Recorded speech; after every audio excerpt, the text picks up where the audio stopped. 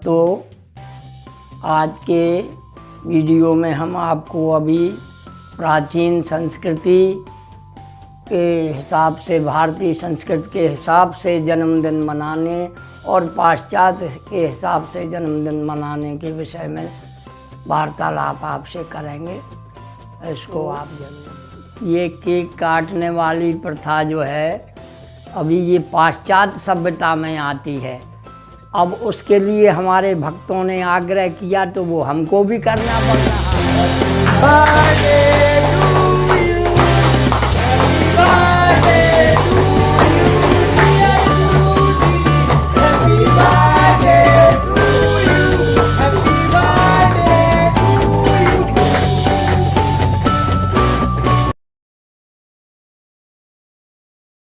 प्रिय भक्तों, जैसा कि आप लोगों ने देखा है कि मैंने भी जो है केक काटा है। भक्तों के कहने पर तो भगवान भी झुकते हैं, तो हमें भक्तों के हिसाब से चलना पड़ रहा है। तो केक काटा, कोई बुरी बात नहीं है। आप लोग भी केक काटते हैं, आप लोग आराम से काटें, लेकिन उसमें कुछ सावधानियां ज़रूर बरतें। और ये जो है भविष्य में आपको ये बताने वाले हैं हम अभी कि क्या करना चाहिए जन्मदिन पर, जो है कौन सा जो है संस्कृति, अपनी सभ्यता, अपना प्राचीन, उसके अनुसार उसमें हमारे पुरखों ने क्या जो है बताया है कि क्या किया जाए, क्या करना चाहिए। तो ये आप जो है उस पर विशेष ध्यान रखें। ये फूंक मारना के लिए अच्छा नहीं है, क्योंकि हमारे जर्म्स जो है उसमें जा सकते हैं, तो दूसरों को इससे नुकसान भी हो सकता है। इसलिए भक्तों, अगर इस प्रथा को अभी कुछ दिन के लिए बंद कर दिया जाए तो ज़्यादा अच्छा होगा। और वैसे ये मोमबत्ती बुझाना, फूंक मारना, ये हमेशा के लिए ही बंद कर दिया जाए तो अति उत्तम है। अब ये जो है जो चल गया है, चलन में आ गया, तो भैया वो चल रहा है अभी। लेकिन हम आपको अभी बताएंगे कि जो है अपने जन्मदिन मनाने का क्या मतलब है और कैसे हमारे पुरखे, हमारी पुरानी संस्कृति जन्मदिन के हिसाब का क्या मतलब है और कैसे मनाया जाना चाहिए, ये अभी हम आपको बताएंगे। प्रिय भक्तों, अब आपको प्राचीन संस्कृति के विषय में हम थोड़ा जन्मदिन मनाने वाला आपको ये बताने वाले हैं कि अपने रामायण काल में, त्रेता युग में वशिष्ठ जी वगैरह ने कितना क्या समझाया भगवान राम को, उनके भाई बंधुओं को। तो वो इतना सीख गए, और तुलसीदास जी भी चौपाई में लिख गए कि प्रातः काल उठ के रघुनाथा, मात पिता गुरु नावै माथा। तो अपने बच्चों से, अपने बुजुर्गों को जो है चरण स्पर्श करेंगे, प्रणाम करेंगे। भाई कोरोना के हिसाब से अगर आप हाथ नहीं मिला रहे, चरण स्पर्श नहीं कर रहे, तो ज़मीन का स्पर्श तो दंडवत कर सकते हैं, और वो बच्चे भी सीखेंगे, उसके अनुसार जो है अनुकरण होगा। अपन कुछ परोपकार की भावना लेकर चलें तो वे बच्चे सीखेंगे।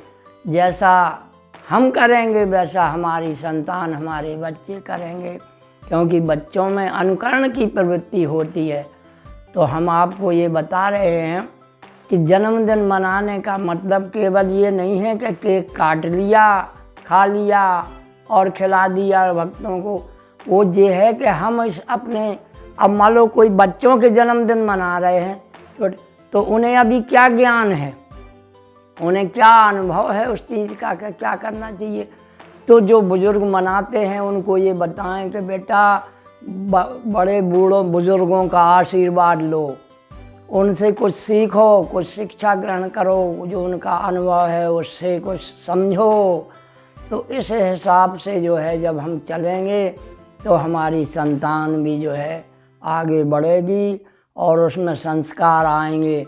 आज जो है पाश्चात्य सभ्यता की वजह से, उन संस्कारों की वजह से हमारी संतान संस्कारहीन होती जा रही है।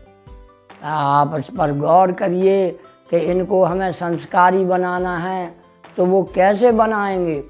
वो अपने जो है बच्चे जब स्नान कीजिए कुछ फिर भगवान का ध्यान कीजिए, कुछ पठन पाठन कीजिए।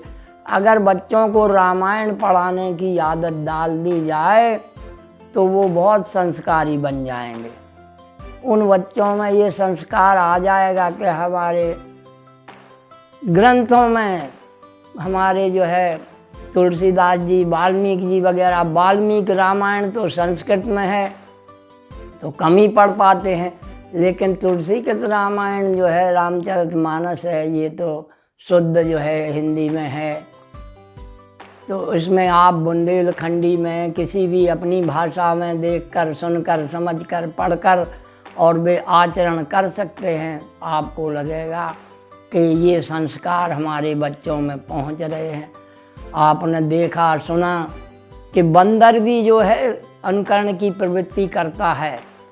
वो देखता है कि एक जगह एक भक्त जो है अपनी दाढ़ी बना रहे थे तो उनका सेफ्टी रेजर रखा था।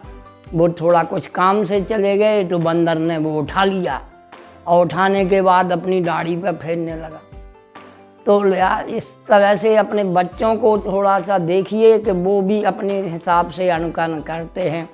बैठिए, उनको रामायण पढ़ाइए, कोई सदग्रंथ का अवलोकन कराइए तो अच्छा रहेगा कि आपका जो है आपका ज्ञान वर्धन होगा, बच्चों में संस्कार आएंगे, बच्चे भी अच्छे कार्यों में लगाइए।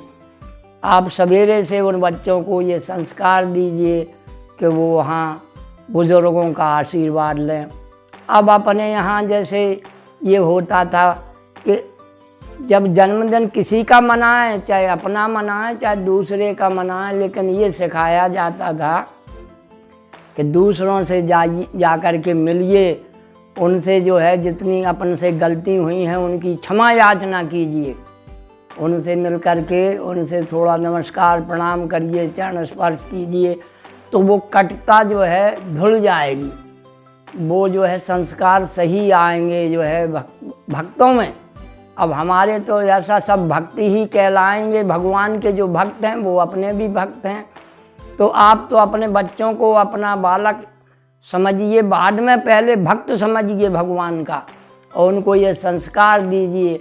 जैसे आप लोगों ने देखा है, सुना है, प्राचीन संस्कृत में दशहरा के टाइम पर लोग बाग जाते थे, दूसरों के घर मिलते थे, नमस्कार प्रणाम करते थे, उनको कुछ जो है मिष्ठान वगैरह या कोई सुपारी, लौंग, इलायची, जो मतलब चलन जिसके यहाँ जैसा हो, किसी के यहाँ पान वाला, तो वो करते थे, खिलाते पिलाते थे।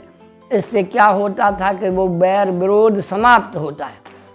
पुराने लोगों ने देखा कि जिसमें बुराई चल रही है तो कहीं भुंजरियाँ कजरियन वाला प्रोग्राम चलता है, उसके दिन ज़रूर आदमी एक दूसरे के यहाँ जाते मिलते हैं, आशीर्वाद ग्रहण करते हैं।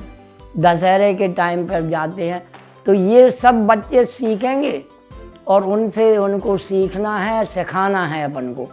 और अपन के भी जो है जो भूलते जा रहे हैं, अपन पाश्चात्य सभ्यता, विदेशी सभ्यता, संस्कृत की ओर दौड़ लगा रहे हैं, बच्चे भी दौड़ रहे हैं, बिगड़ रहे हैं, तो उसमें ज़रूर सुधार आएगा। उनसे ऐसा सद आचरण करने के लिए कहिए कि वो जो है सही मिलें और बोलें, एक दूसरे का इज्जत और सम्मान करें।